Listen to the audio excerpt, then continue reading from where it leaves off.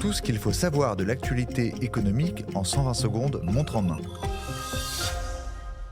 Faut-il miser en bourse sur l'intelligence artificielle ? En ce début de semaine, Paris accueille le sommet de l'IA. L'occasion pour notre expert, Nicolas Galland, de regarder de plus près le potentiel des actions du secteur de l'intelligence artificielle. Amazon, Nvidia, Meta. En 2025, le secteur de l'IA gardera du potentiel, mais pourrait s'avérer quelque peu volatile en bourse, juge le gérant d'Edmond de Rothschild Asset Management.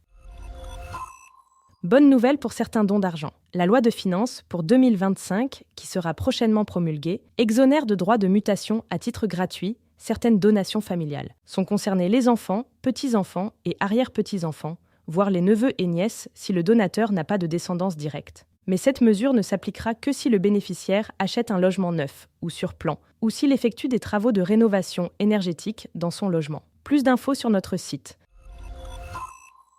Quelles alternatives au livret A ? Après la baisse des taux des livrets réglementés, les épargnants sont à la recherche de rendements plus attractifs. Certains produits sont susceptibles de vous rapporter davantage, sans vous exposer à des risques inconsidérés. Assurance vie, SCPI, fonds obligataires. Capital fait le point sur ce que vous réservent ces placements en 2025. Qui veut être mon associé est de retour.